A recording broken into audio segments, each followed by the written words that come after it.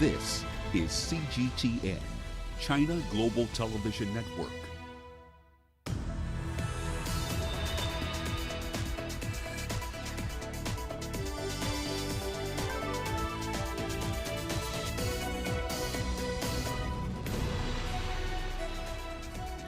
Hello there, welcome to this edition of Global Business Africa. In the course of the hour, we'll run through the business news stories you need to know about from the continent and beyond. But first, a run through the market. Starting in South Africa, the JSE Top 40 saw Richmond drag the index low with a decline of 3.15% today. Sibanye and Sasol's rise of 4.18 and 3.5%, clearly not enough to counter that decline. Sanlam and Nedbank both closed over 2% higher. Over in East Africa, we had another slow start to trading in Nairobi. The index heavyweight Safaricom did close 3.5% lower, under 40 shillings a share. The Nasdaq in the US had started the week with a big decline, down by 2.5% at 1540 GMT. From December 31st to date, the Nasdaq has shed nearly 1,100 points. Here's what's coming up tonight. Tanzania Central Bank is set to roll out a new digital payments platform. We'll have the details.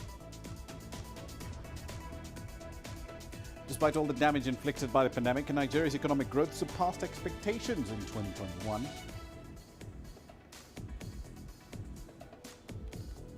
And the IMF is warning emerging economies of tough times ahead as the monetary authorities tighten policy.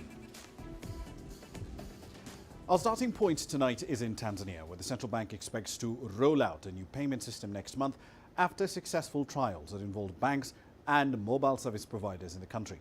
Now, the government believes that the growth of a digital economy in the country, coupled with improving international trade, will help it to adapt to the realities of a world that's still dealing with COVID-19. Here's Isaac Lucando starting us off from Dar es Salaam. As of next month, Tanzanians could begin to use a single platform to make their digital payments. The Tanzania Instant Payment System, or TIPS, is expected to make it easier and safer to transact across a range of financial service platforms like banks and mobile money operators. With over 30 million mobile money subscribers in the country, the government hopes the new system will significantly increase financial inclusion in the country.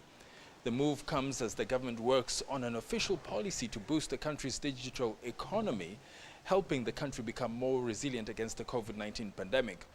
In a bid to further improve its economic performance, the government is also focusing on increasing international trade. The central bank reports improved performance of Tanzania's ports in the third quarter of 2021, with cargo volumes increasing by 10.7% compared to a similar period last year. The government is hoping that increased cargo volumes at its various ports will help it achieve its 5.2% economic growth target this year, up from 5% last year. At 5.8% growth forecast this year, the African Development Bank is also optimistic that the Tanzanian economy can go far. Just how well Tanzania's economy performs amid a fourth wave of the COVID-19 pandemic remains to be seen. Isaac Lucando, CGTN, Dar es Salaam.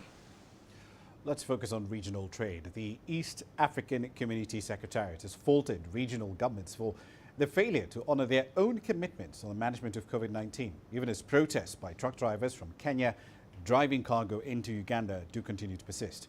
Now, one such commitment was the mutual recognition of COVID-19 test results by the countries, provided the test is done from within a member country by an accredited lab. But some of the member states, including Uganda, they're getting a lot of stick for this, in fact. They're reverting to national policies in the wake of a sharp rise in new infections. Now, the truck drivers started to park their vehicles at the border over the weekend, protesting a directive by Uganda to pay $30 for a COVID test.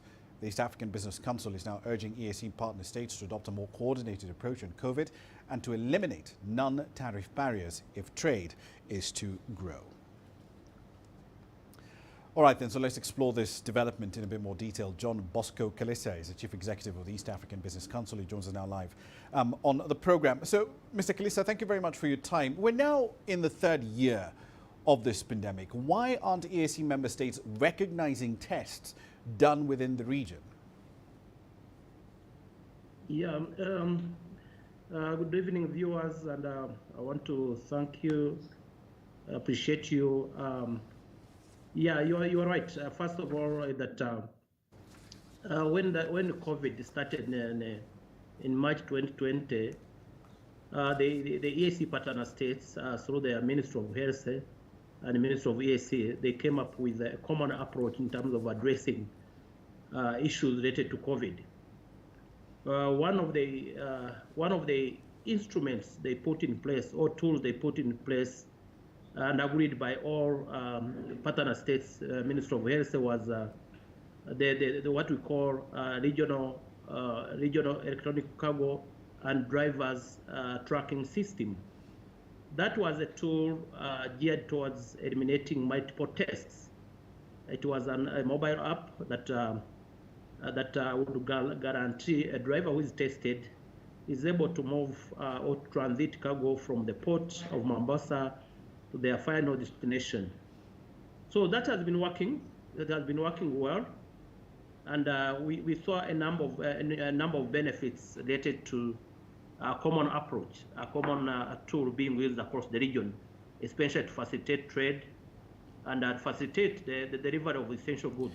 But if, as you point out, that this system has been working relatively well, how then do we explain what Uganda is doing? Simply waking up and saying, okay, if you're going to come into our territory, you have to take this $30 test. I mean, that looks like a money grab at face value, but it also seems to suggest that the authorities in Kampala think that this system isn't working from them.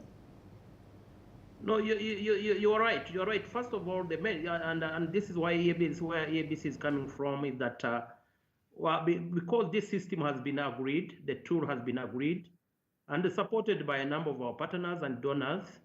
So the measure that was introduced in Uganda was a unilateral measure.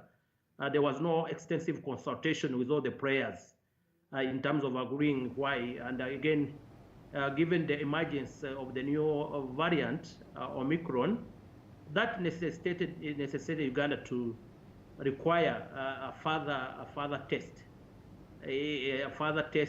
and that's why you can see a pile-up of truck drivers stretching for almost 60 kilometers. But the good news that today there has been a concerted efforts by the region, by the ministers in charge of health across the region, and the Minister of Transport, Minister of EAC, and it has been resolved that while the emergence of the new Omicron, there is no need for additional cost for the truck driver to test. What they can do a rapid test at the border, at the Maraba border, and that rapid test should be for free for 7 days to clear up the piled up trucks. But what happens? What happens after that 7-day period is done? Do we go back to that original period? We are reviewing the allegation or the concerns raised by by Uganda in terms of the system not being robust enough. So we are going to assess that this system, what are the merits and the merits of the system. If there are certain loopholes that have emerged, then they can be resolved. But to me, we see a lot of merit by using a common approach, by using the RCTDs, which is a regional cargo tracking drivers up tracking system, and that system has a monitoring system in it. So what we are arguing and what we've been encouraging the stakeholders, especially the government of Uganda, is to refrain from applying a kind of unilateral decisions to charge extra costs, because that cost has a ripple effect in terms of our economy, has an impact in terms of our welfare of our people. It has an impact in terms of our regional competitiveness. Okay, one last question for you, sir, if I may. You've essentially given us a sense of how big the backlog is. 60 kilometers of trucks essentially stuck at the Kenyan side of the border. But what exactly are Uganda's concerns with this system as it is now? Do they tell their counterparts from Kenya, from Tanzania, these are the issues we have with the system and this is how we'd like them resolved? No, that's why today's meeting, a meeting that brought together the Minister of Health from all the partner states, Uganda, Kenya, Rwanda, South Sudan, to look at the concerns raised by Uganda, and within those 7 days we are going to review. We are going to constitute a kind of a committee to relook at what are the concerns are there genuine concerns? If they are genuine in terms of the system not serving the region the way it is expected, and again, given the emergence of this new variant, it is imprudent, it is important that maybe we enhance the system rather than adding extra costs to doing business in the region. So there has been an agreement from today's meeting that let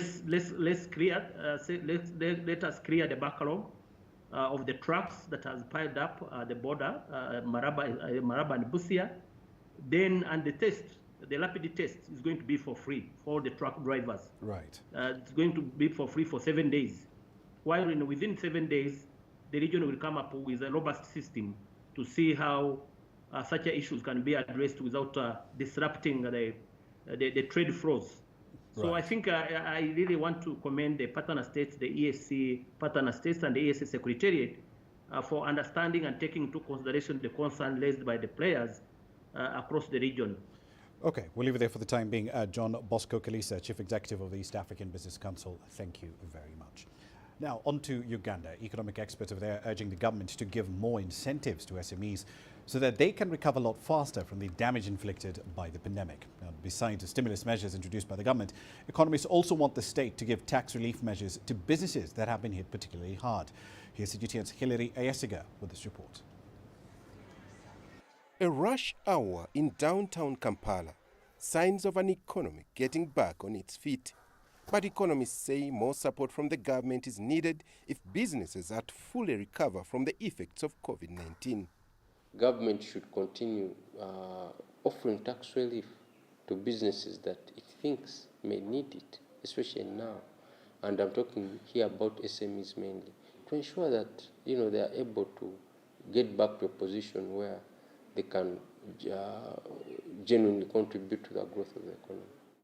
The government has just lifted restrictions on all sectors of the economy.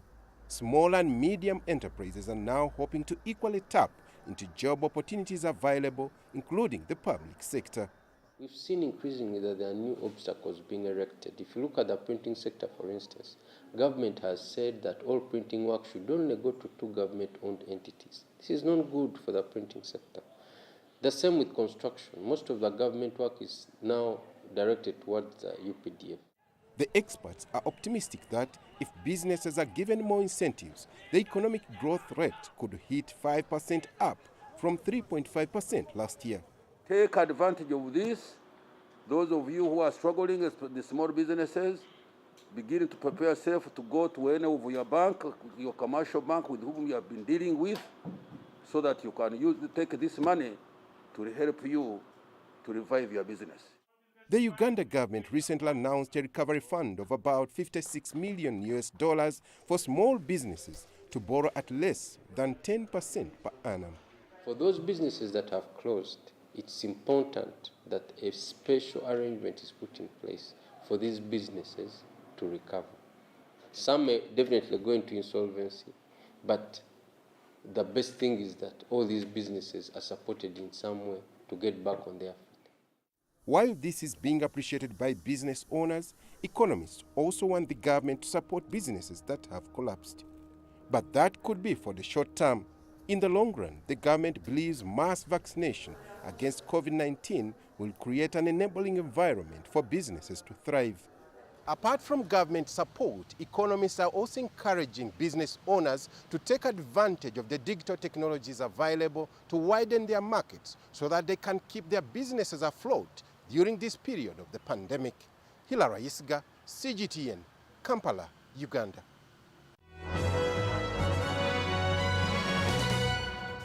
All right, then a quick run through some company headlines. Let's start in Kenya. Airtel Kenya's mobile money business made a profit of just under $700,000 for the year ending in December 2020. Now that's in sharp contrast to the company's voice division, whose losses rose to over $52 million in the same period.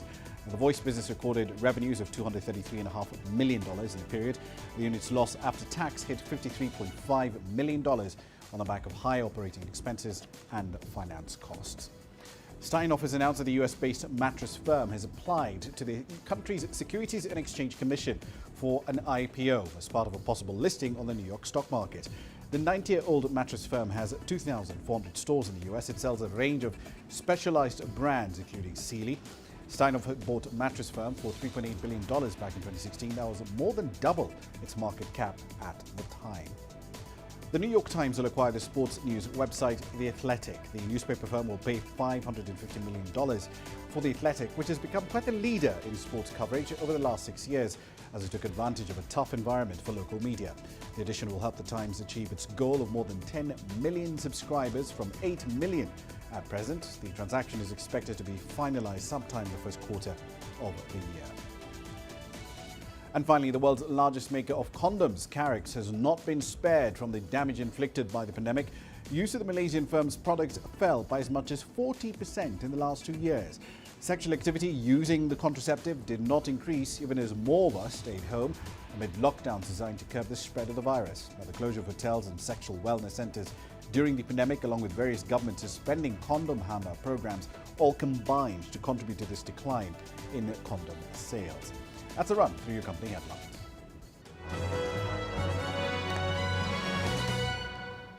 16 minutes into the hour, you're watching Global Business Africa. Here's what's coming up next.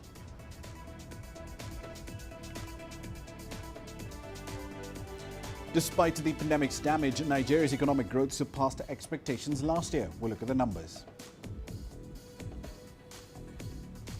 We'll also be exploring why South Sudan's key donors are demanding a lot more transparency in its oil sector and its public finances. The world economy as we know it is about to change. Global business reports highlight emerging markets, developing countries, and dynamic sectors worldwide.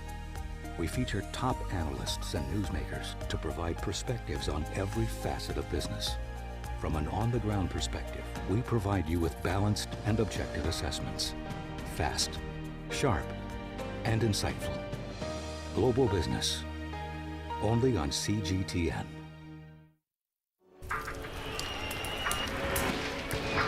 So this is it. I'm just about to be shot. The little tents here, bottles are being thrown as they do so. There are about 3 critical bridges here in Malawi. That's one of them. We're going to cross that bridge. As you can see behind me, police forces who are replying with gas. Gas just came in. Tear gas, so it's all begun now. Divisions leading the charge into West Mosul have brought us here. Just got to be careful here with some gunshots. This is where most of the fighting has been concentrated. This is the front line now after 9 days of fighting. We're about 2 to 3 kilometers from the front within clear view of this front line position. There's more to this place than just glorious landscapes. There's more to it than just, say, Table Mountain or glorious, endless salt flats. There's more to it than countries that are home to some of the deepest mines in the world. There is so much more to this place, even if it is home to some of the finest diamonds on the planet. It is the sheer diversity of the people who call Southern Africa home and the relentless drive to make it a better place that make it so special. And we know that because this too is home.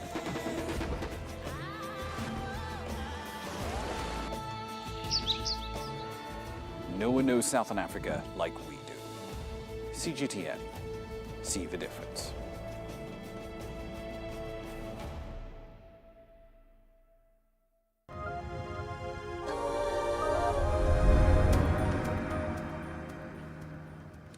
Welcome back. Now, despite the economic disruptions caused by the pandemic, the Nigerian economy still managed to post better than expected growth numbers in 2021. The economy had initially been expected to grow by just 1.1%, but it did surpass expectations in some quarters. In late November, the IMF revised its 2021 growth forecast to 2.6% for the full year. CGTN's Deji Bademosi has its focus on exploring Nigeria's recovery in the last 12 months. When Nigeria slipped into its second recession in a space of 4 years at the end of 2020, many had feared for the worst for the country in 2021.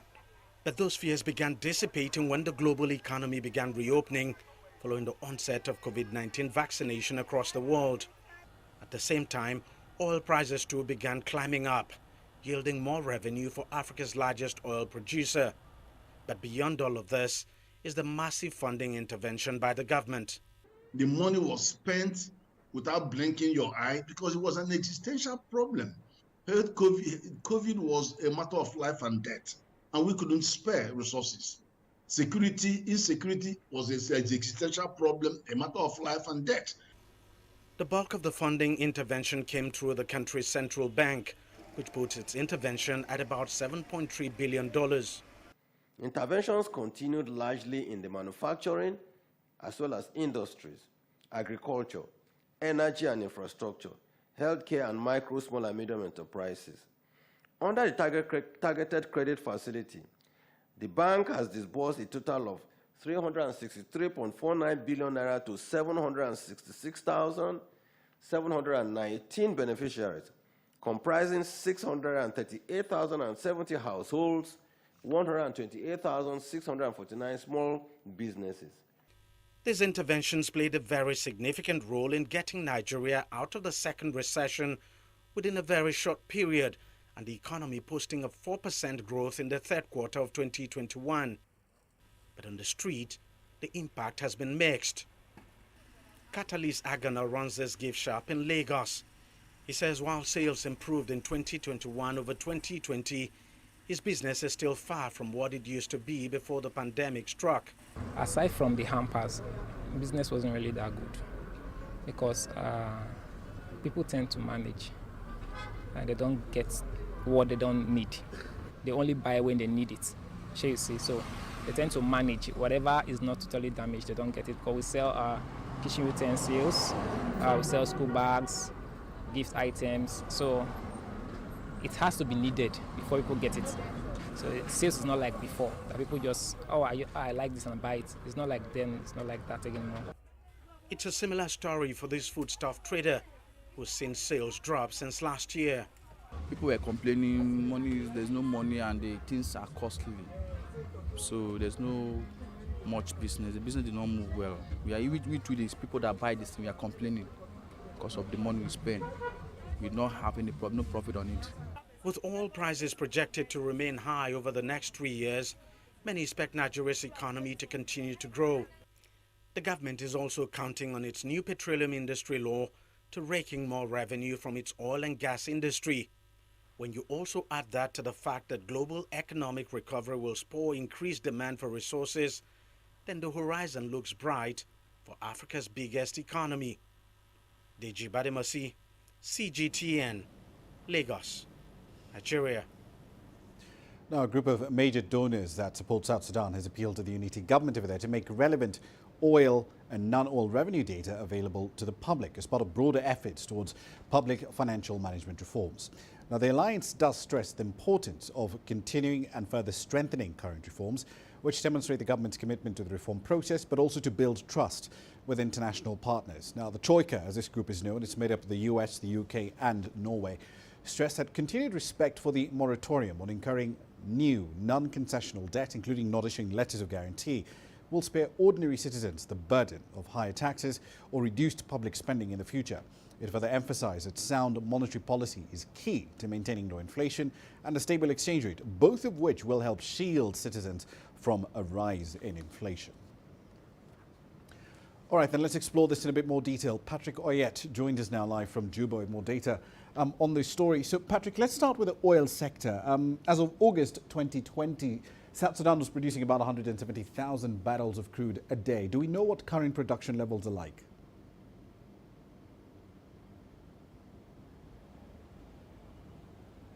Yes, Ramah.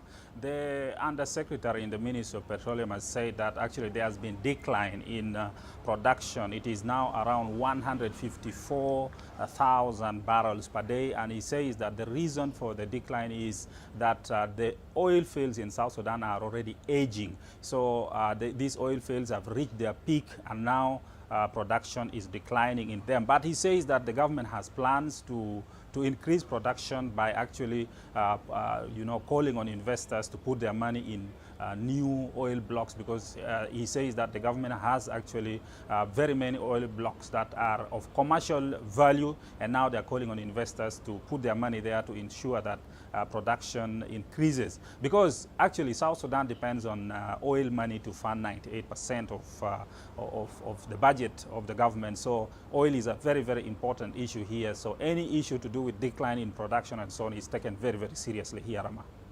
Right. South Sudan's government, of course, also had, it didn't spend the money that it got from the IMF last year. As agreed, there was $2.1 million spent on ineligible payments, according to an audit. What else did this audit process uncover?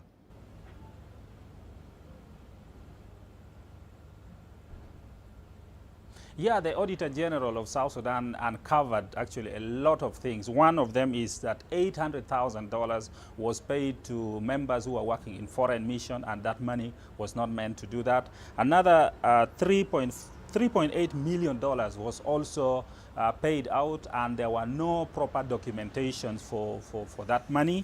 And $500,000 went to non-salary creditors, and yet the IMF actually gave that money with intention to clear the salary arrears of the civil servants. About 3.5 million again had no proper receipt. So there were a lot of issues to do with the money that came from IMF. All right, one last question for you, Patrick. So South Sudan was also due to make the final payment for the TFA, as I understand it, last year. Do we know if that actually did happen?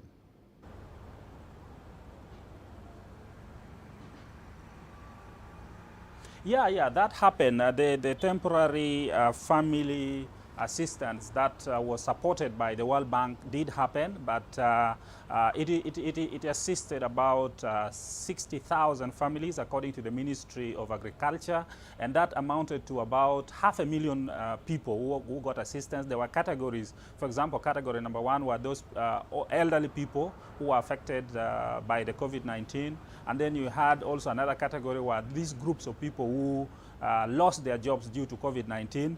They got the assistance. They would be required to work like for 3 hours a day and be paid a certain amount of money. This was to tell them that this money was not for a full-time kind of employment. It was a part-time to just help them. So the money really went to help this number of people. But you know, the problem is that South Sudan now, as the UN says, more than 8 million people actually are in need of food aid. So when you are assisting about 500,000 people, it looks like something very small, even though that's a big number really. It feels like a drop of water in an ocean. But yes, the money did go to the beneficiaries. All right, we'll leave it there for the time being. Patrick Oyet there live from Juba. Now, let's head over to West Africa. ECOWAS leaders have imposed wide-ranging sanctions on Mali. At a meeting in Accra over the weekend, leaders from the bloc said the attempt by Mali's military rulers to delay elections all the way through to 2025 was just not acceptable. CGTN's Nabil Ahmed Rufai filed this report. The West African leaders met in Accra to discuss the political situation in Mali. They are concerned about the failure of the transitional authority in Mali to hold elections in February. Mali's transitional government has proposed to return the country to civilian rule within the next 5 years. The authority find the proposed chronogram for a transition totally unacceptable. This chronogram simply means that an illegitimate military transition government will take the Malian people hostage during the next 5 years. ECOWAS has upheld the already imposed sanctions on Mali and its transitional government, which include a freeze of financial assets and a travel ban. The regional bloc had already suspended Mali after the military took over the government more than a year ago and has now imposed further sanctions. These additional sanctions include, first, the withdrawal of ambassadors of all ECOWAS member states in Mali. Second, closure of land and air border between ECOWAS member countries and Mali. Third, suspension of all commercial and financial transactions between ECOWAS member states and Mali. ECOWAS has also frozen Mali's assets in the regional bloc's central commercial banks and suspended all financial support given to the country. The West African leaders say they are also concerned about the deployment of private security agents in Mali, although the transition government has denied it. They believe it has contributed to the delay in the political transition to civilian rule in the country. ECOWAS has urged the international community, including the African Union and United Nations, to support the implementation of the sanctions. The regional bloc says it will only lift the sanctions after it agrees on a timeline with Mali's transitional authority to return the country to a civilian government. Nabil Ahmed Rufai, CGTN, Accra, Ghana. Ibrahim Al-Bakri Nye is a fellow at the Center for Democracy and Development. Some hours ago, he explored the impact of these sanctions that have been imposed by the regional bloc on Mali. Well, first, the sanctions will seek to delegitimize the military government and incite the Malian population against the military government. And the sanction will hamstring the Malian military government to exert the authority that it thought they would have had to impose themselves on the Malian people. And certainly, the sanction will severely impact the Malian economy, given the restrictions on the movement of goods and people and financial inflows and outflows to the country. But it's obviously going to be difficult to implement the multiple porous borders that Mali has with its neighbor. The official borders will be closed, certainly, but it's only going to facilitate the smuggling of goods and the trafficking of goods into and out of Mali and the trafficking of persons. And we also risk smuggling of arms into Mali, particularly to the non-state armed groups that are operating in the northern territories of Mali. And further weakening the military authority, which is already not fighting the insurgency, will strengthen the position of the armed groups to expand their territory. At the moment, the Malian political leadership or the military leadership controls less than half of the country's territory. And the deepening of sanctions and restrictions against Mali is only going to strengthen the insurgents in the northern territories, the northern and central territories of Mali. Now, Egypt's renewable energy generation capacity is set to rise by nearly 70%, or about 4 gigawatts in the next 5 years. That's according to estimates from the International Energy Agency. Now, that would bring Egypt's total installed generation capacity to about 10.1 gigawatts by 2026, up from 6.1 gigawatts at the moment. As Yasser Kim now reports, Egypt is looking to grow its renewable energy sector to essentially account for at least 42% of the country's generation capacity by 2030. The International Energy Agency says the world will add 4.8 thousand gigawatts of renewable energy in the next 5 years, and Egypt is one of the countries that will contribute to this share. Egypt is leading North Africa with 68% increase in renewable electricity output by 2026, just ahead of Morocco, and is expected to make up 12.5% of the region's expected 32 gigawatts in new renewable energy capacities in 5 years. Egypt is blessed with excellent resources, especially in wind and solar. So that is one factor. The other factor is the investment environment is attractive, and in most projects there is government guarantees that the production of the renewable energy resources regarding electricity will be bought by the state-owned utilities. Though solar power is the most productive in Egypt, wind energy will be the fastest growing in the next few years, more than doubling to exceed 3.2 gigawatt by 2026. The resources are perfect, especially in the area of the Red Sea as well as the Gulf of Suez, where wind speeds are in the range of 12 meters per second. So that's quite attractive. Other resources as well is in the west side of the Nile, where the wind speeds are in the range between 5 and 7 meters per second. So it's quite attractive. The other thing is Egypt has done a number of wind projects already since the late 80s, and so we have good experience in that. The North African government has also allocated more than 7,000 square kilometers of land suitable for renewable energy projects. The private sector currently accounts for about 34% of total output, but is expected to be the major contributor in the next phase, especially with mega projects like the Bemban Solar Park, which is one of the largest worldwide. Despite being an attractive destination for energy investors, there are still some outstanding issues that investors want the state to address. One of the complaints was the arbitration law in the feed-in tariff contracts with the government. That the government wanted to apply the Egyptian law, and most of the investors wanted an external arbitration, and this was mitigated.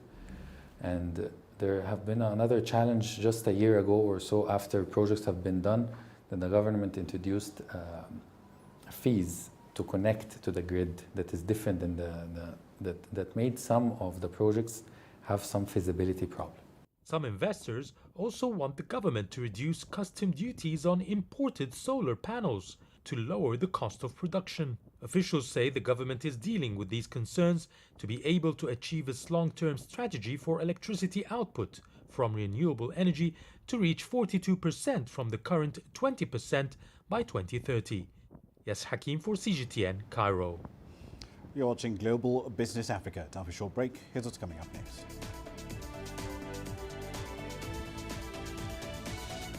We'll explore why the IMF is warning emerging economies to brace themselves as monetary policy worldwide starts to tighten.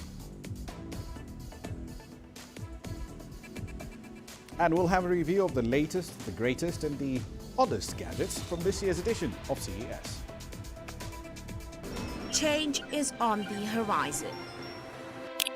Through the shifting of time, Africa's emerging tech landscape is creating new channels. There's a hunger for local African content globally. Shaped by innovation, carved out by a new generation of digital entrepreneurs, sculpted by a mobile revolution, and trickling down to the most remote corners of the continent. TechSpot is seeking out the new concepts in technology, disrupting Africa's traditional sectors.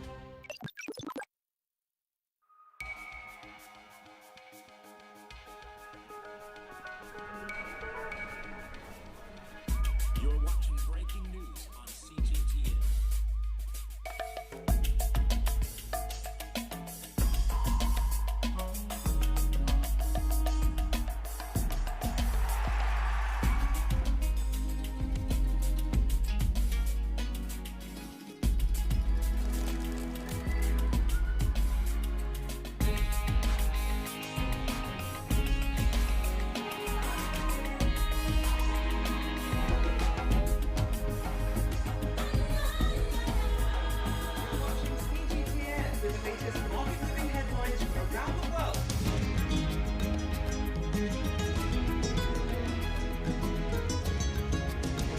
Welcome to the world today on CGTN. Business in Africa is at a crossroads. We celebrate those who are adopting and thriving despite the challenges, from grassroots to big businesses. Global Business takes you along for the ride as we track the making of a giant. Only on CGTN. How will your world change today?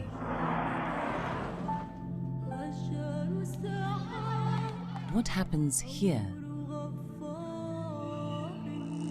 What happens there?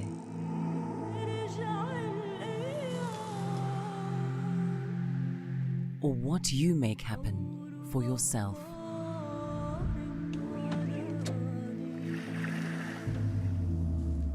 If it matters to you, it matters to us too.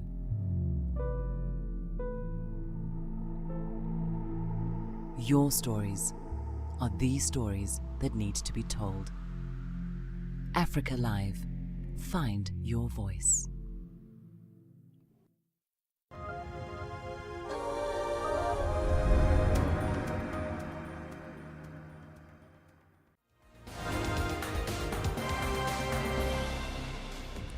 Welcome back. Let's run through some of the stories making your headlines at this hour. Starting in West Africa, ECOWAS leaders have imposed wide-ranging sanctions on Mali. At a meeting in Accra over the weekend, leaders from the bloc said that an attempt by Mali's military rulers to delay elections until 2025 was not acceptable. The authorities in Mali have responded by condemning the economic sanctions imposed by ECOWAS. They've recalled the country's ambassadors and have shut down its borders with West African neighbours. The United Nations says it will launch talks to help Sudan resolve its escalating political crisis. That comes ahead of a scheduled meeting by the UN Security Council later this week on Wednesday to discuss the situation in the country. And the UN facilitated talks aim to support the Sudanese to reach an agreement that will help the country get back on its roadmap to a democratic transition peacefully. The UN's move was welcomed by the United States, the United Kingdom, the UAE, Saudi Arabia and Egypt. And several key political leaders in Somalia have reached a new deal to conclude parliamentary polls before the 25th of February. This follows a week-long meeting in Mogadishu. That said, some analysts are warning that this new deal still has some shortcomings.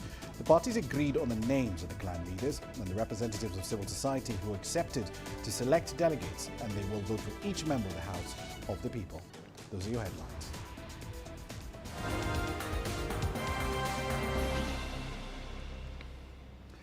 Let's move on now to global economic prospects amid rising COVID cases. The IMF is warning emerging economies that they must brace for possible rough times as tighter monetary policies enacted by the US Federal Reserve could trigger capital outflows and currency depreciation. Now, the IMF is arguing that emerging economies must, quote, tailor their response based on the circumstances and vulnerabilities, end of quote. Central banks, which are raising rates to fight inflation, should help people better understand why price stability is so important. The IMF is due to release fresh global economic forecasts on the 25th of January.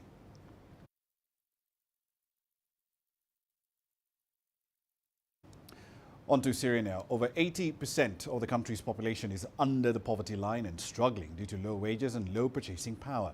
The market for used and brand new cars in Syria has also stagnated, as Zara Alderzi now reports. Syria's car market is at a standstill. A huge supply with a minimum demand has pushed the prices to levels that most can't afford. One factor is the government's ban on importing cars since 2012 to save the country's foreign currency reserves. Fuel price hikes during the last 2 years and the collapse of the Syrian pound pushed many Syrians to sell their vehicles. The situation of the car market is tragic and hard. Cars become expensive for Syrians. Cars' value in market nowadays is much higher than its real value, according to the availability of its spare parts. Car prices are the highest in the region due to high taxes. The government is working on organizing the selling-purchasing process, but merchants say it has slowed down the market even more. The cars market is facing stagnation because of the laws that are not easing the process of buying and selling. It's complicating and time-wasting. Cars and many other goods have become a distant dream for many Syrians. 80% of them are living under the poverty line. Just getting by and getting essentials is a struggle.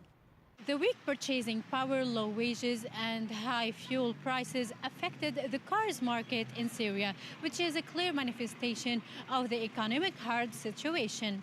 Zahra Derzi, CGTN, Damascus.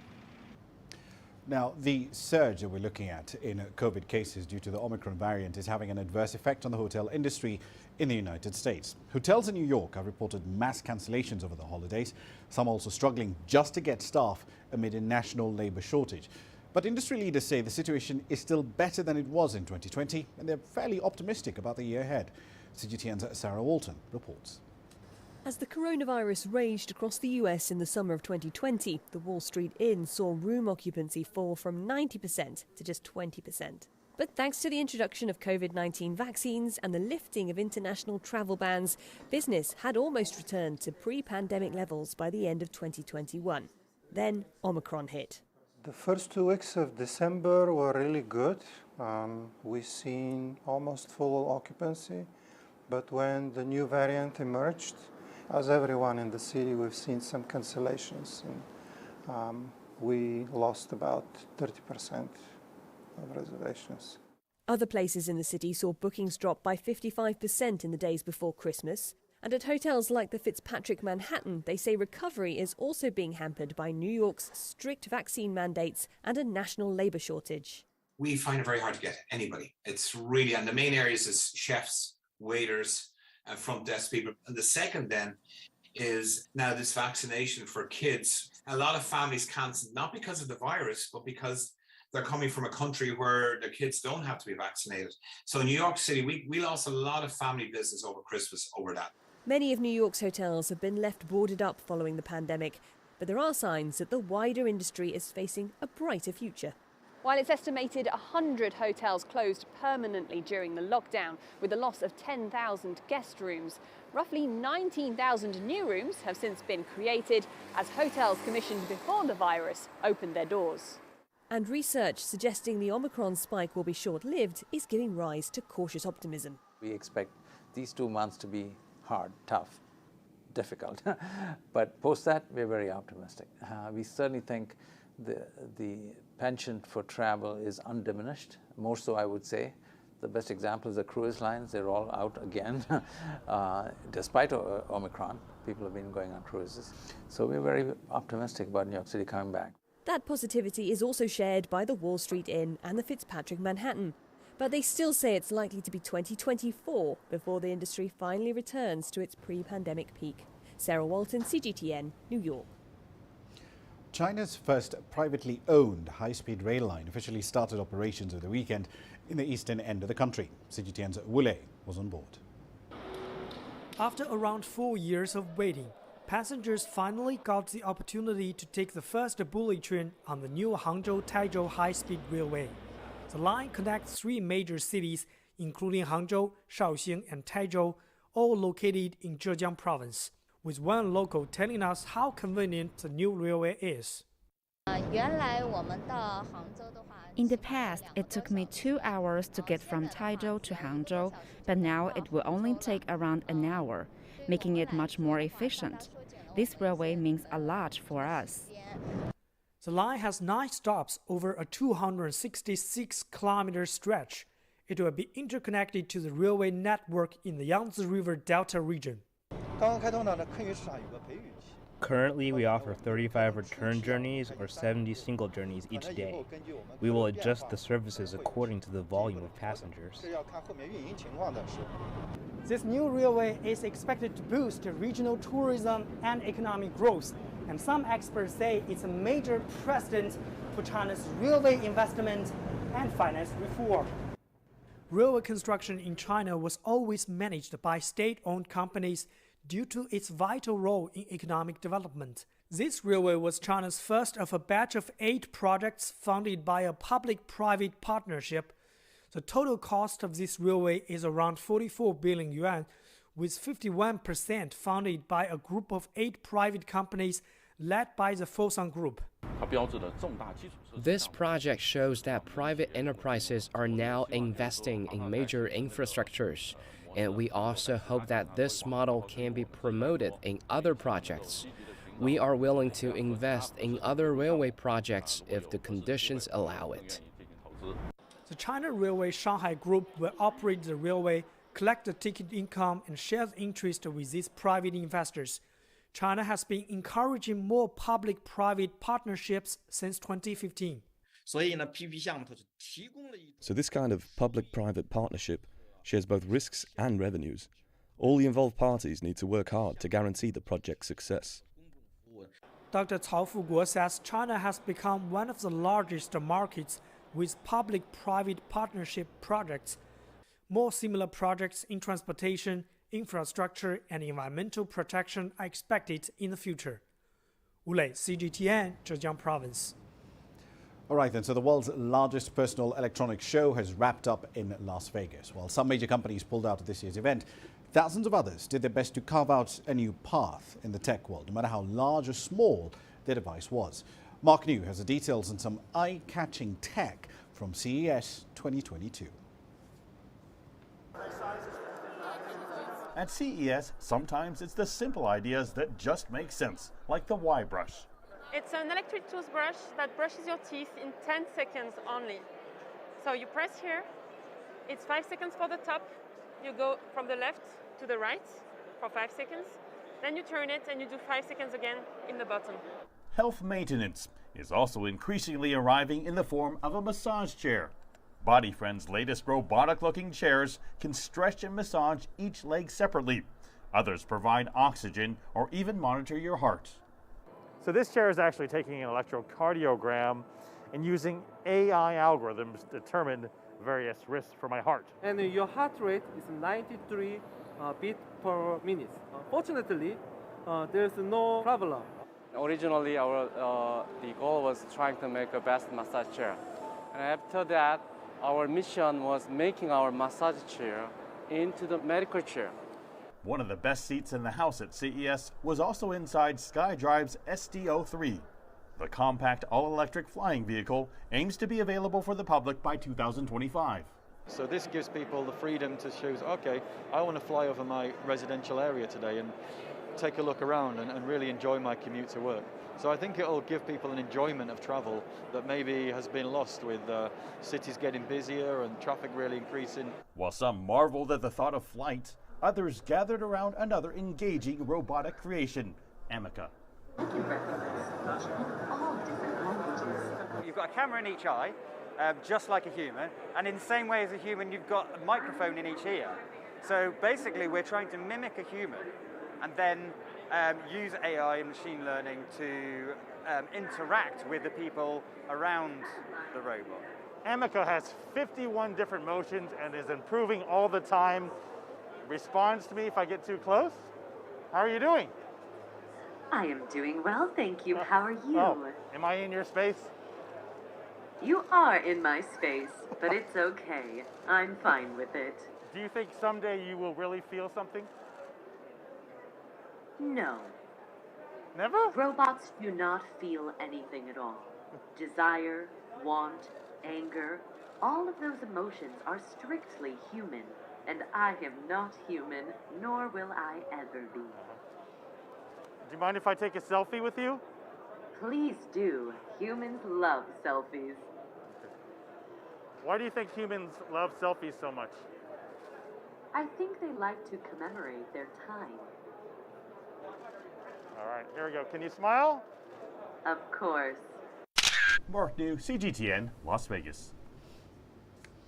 All the bells and whistles from CES 2022. Quick run through commodity prices now for you. So spot platinum prices over 3% lower at 15.51 GMT, down to around $929 an ounce. Levels we last saw about 3 or so weeks ago. Brent crude is still holding over $81 a barrel, roughly 4.6% higher in the first 2 weeks of the year.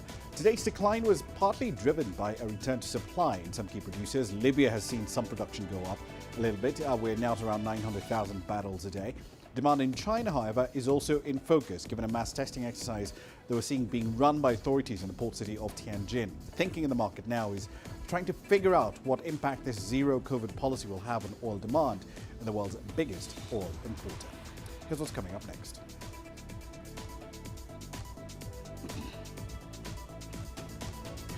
We'll introduce you to a Kenyan startup that's rolling out affordable and low-emission alternatives to charcoal for low-income households.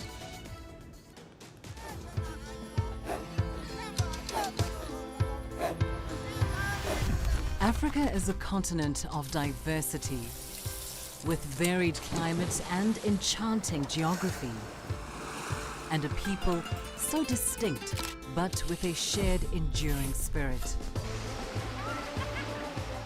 We are at the heart of the continent to bring you the untold stories. Let's have a look. We celebrate Africa as it shapes its own destiny. I've Tunis, Cairo, Syria, Juba, Johannesburg, Ethiopia, Tanzania. Africa Live. Find your voice.